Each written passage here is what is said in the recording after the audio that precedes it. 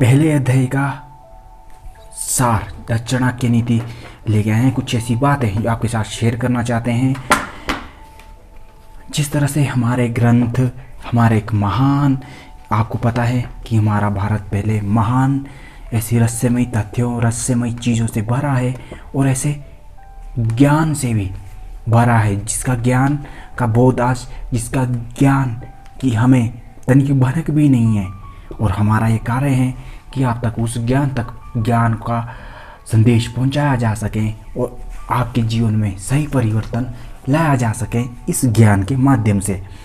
तो ज्ञान जानने के लिए, अत्यधिक संपूर्ण ज्ञान जानने के लिए चैनल को भी सब्सक्राइब करें। सभी धर्मों से रिलेटेड और आध्यात्मिक चीज़ें, संपूर्ण शास्त्रीय ज्ञान से रिलेटेड जो हमारे जीवन में और आध्यात्मिक मार्ग में, एक जीवन के मार्ग में हमारे काफ़ी सहयोग करता है। जो ज्ञान, एक ज्ञान होना कोई अपराध नहीं, परंतु अगर ज्ञान का सही जीवन में उच्चारण ना किया जाए और उस ज्ञान का ना पालन किया जाए, पोषण किया जाए, अपने अंदर आहार की तरह उसे ना लाया जाए, तो ये एक गलती हमारे लिए बन जाती है। हमारे पास ज्ञान होने के कारण भी हम अपने जीवन में एक अच्छा जीवन नहीं जी सकते। जी हाँ, ये उतना सत्य भी है परंतु उतना कठिन भी, क्योंकि जीवन आपने देखे ही होंगे, जिसके पास सही ज्ञान ना होता, सही बोध ना होता चीज़ों का, वो कैसे अपना जीवन जीता है। परंतु इतना बोध होता है चीज़ों का, इतना ज्ञान होता है कि वो जीवन जी सकता है। परंतु एक अच्छा जीवन जीने के लिए समय के अनुसार बदलना पड़ता है, तो उसके लिए ज्ञान का होना भी ज़रूरी है।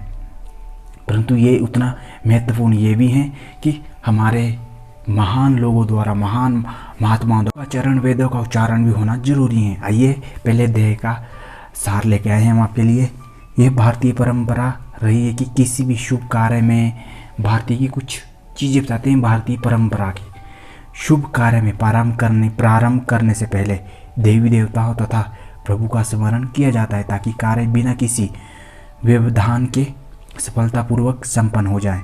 चाणक्य नीति का प्रमुख उद्देश्य यह माना जाता है कि कौन सा काम उचित है और कौन सा अनुचित। आचार्य चाणक्य ने प्राचीन भारत नीति शास्त्र में बताए गए नियमों के अनुसार इसे लिखा है। इस ग्रंथ को जो उन्होंने चाणक्य नीति लिखा है, इस ग्रंथ की हम बात कर रहे हैं अभी। यह पूर्व अनुभव का सार, उनका कहना है कि लोग इसे पढ़कर अपने कर्तव्य, सुनकर अपने कर्तव्य अकर्तव्य की भली प्रकार ज्ञान प्राप्त कर सकेंगे। सामान्यतः राजनीति के ज्ञान में मनुष्य अपनी विधि का पुट देकर समय के अनुसार अच्छाइयाँ और बुराइयाँ में भेद कर सकता है। सबसे पहले आचार्य चाणक्य ने संघ के महत्व पर प्रकाश डालते हुए यह बताया है कि दुष्ट लोग के संघर्ष, सत्संग अगर उनके करोगे आप, तो बुद्धिमान मनुष्य को दुख उठाना ही पड़ता है। बुद्धिमान व्यक्ति एक दुष्ट व्यक्ति का साथ लेता तो उसे भी दुख उठाना पड़ता है अपनी लाइफ में। चाणक्य ने मनुष्य के जीवन में धन का महत्व बताया है।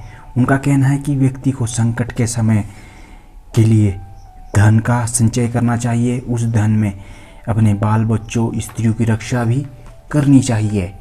इसके साथ उन्होंने उनका ये भी कहना है कि व्यक्ति को अपनी रक्षा सर्वोपरि करनी चाहिए। इनसे पहले अगर उसे अपनी रक्षा करनी नहीं आई तो वो औरों की रक्षा भी नहीं कर पाएगा। साथ साथ में उसे अपनी रक्षा भी करनी चाहिए। जिन लोगों के पास धन है वो किसी भी आपत्ति का सामना धन के द्वारा कर सकते हैं, परंतु उन्हें ये बात भली प्रकार समझ लेनी चाहिए कि लक्ष्मी एक चंचल है। वह तभी तक टिकी रहती है जब तक उसका सदुपयोग किया जाता है। दुरुपयोग आरंभ करते ही लक्ष्मी चलती बनती हैं। चाणक्य कहते हैं कि व्यक्ति को उसी स्थान पर रहना चाहिए जहां उसका सम्मान हो, जहां पर उसके भाई बंधु हो, आजीविका का साधन हो। और इसी संदर्भ में आगे कहते हैं कि जहाँ धनवान, वैद्य, शास्त्रों को जानने वाले विद्वान, ब्राह्मण, राजा, शासन व्यवस्था, नदी, वेद आदि ना हो, वहाँ नहीं रहना चाहिए। नौकरी का कार्यकुशलता का पता तभी चलता है जब कोई कार्य करने के लिए दिया जाता है। अपने संबंधियों से, मित्रों से की परीक्षा उस समय ली जाती है जब कोई आपत्ति आती है खुद पर। गृहस्थ का सबसे बड़ा सहारा उसकी स्त्री होती है, परंतु स्त्री का वास्तविकता भी उस समय समझ में आती है जब व्यक्ति का पूरी तरह धन ना हो, वो धनी हीन हो जाता है। मनुष्य को चाहिए कि वह अधिक लालच में ना पड़े और उसे वही करना चाहिए जिसके संदर्भ में उसे पूरा ज्ञान हो। जो उसके स्किल, जो उसका सपना है, उसके प्रति वो अपनी महारत हासिल करे, ज्ञान को अर्जित करे, फिर उसे एक फील्ड के अंदर महारत हासिल करके एक कार्य को पूर्ण करें, ऐसा चाणक्य कहते थे। उसमें संबंधित निर्णय लेना कठिन होता है। निर्णय यदि ले लिया जाए तो उसे संशय ही स्थित मन से डगमगाती, मन तो हमारा डगमगाता ही रहता है। ऐसा निर्णय कभी सही नहीं होता जो जहाँ मन डगमगाता रहे। संशयात्मा विषयानति, मन यदि संशय में हो तो वह रास्ते से भटकता ही नहीं। क्या कि मन यदि संशय में हो तो वह रास्ते से भटकता ही नहीं, गहरे और अंधेरे गड्ढे में फेंकता है। यदि आप ऐसे व्यवसायियों का जीवन देखें जिन्होंने अपने क्षेत्र में ऊंचाइयों को छुआ है, तो आप पाएंगे कि उन्होंने अपने काम को समझने के लिए किसी दूसरे अनुभवी व्यक्ति के नीचे काम किया है। तो आप भी अपने जीवन में ये एक लक्षण जरूर अपनाएं, एक बार इसे अपनाएं। किताबी और व्यवहारिक जानकारियों में जीवन आसमान का अंतर होता है। विवाह के संदर्भ में चाणक्य ने कुल के भेद भाव की बात नहीं मानी। उनका कहना है कि नीच कुल में उत्पन्न कन्या यदि अच्छे गुण से युक्त हैं तो उससे विवाह करने में कोई हानि नहीं होती। जिन पर विश्वास नहीं करना चाहिए, किन पर कहते हैं चाणक्य, जिन पर विश्वास नहीं करना चाहिए उनके बारे में आचार्य का कथन है कि सिंह और बाघ यदि तेज पंजों वाले जानवर से दूर रहना चाहिए। इसका मतलब समझ गए होंगे आप। ऐसी नदियों के आसपास भी नहीं रहना चाहिए जिनके किनारे कच्चे हो और वो कभी भी बाढ़ का रूप ले सकती हैं, और जहाँ बरसात आदि दिनों में लंबे चौड़े मैदानों में फैल जाती हैं। इसी प्रकार लंबे सींगों वाले सांड, मतलब ऐसे स्थानों में रहना नहीं चाहिए, और इसी प्रकार लंबे सींगों सांड वाले पशुओं से अपना बचाव रखना चाहिए जिन्हें कभी भी ये बोध नहीं होता कि अच्छा क्या है मेरे लिए और बुरा क्या है, मानव के लिए हानिकारक सिद्ध हो सकता है।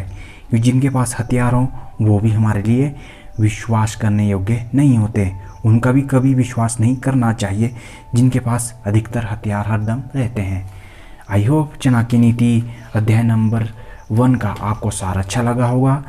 आज हम फिर से एक सार का ख़त्म कर चुके हैं, एक अध्याय का। ऐसे ही हम और अध्याय भी ख़त्म करेंगे। बस आने वाली वीडियो के अंदर आप बने रहिए। वीडियो के अंदर चाणक्य नीति देखने के लिए चैनल को सब्सक्राइब करें। इसी तरह की वीडियोस हम रेगुलर चैनल पर डालते रहते हैं।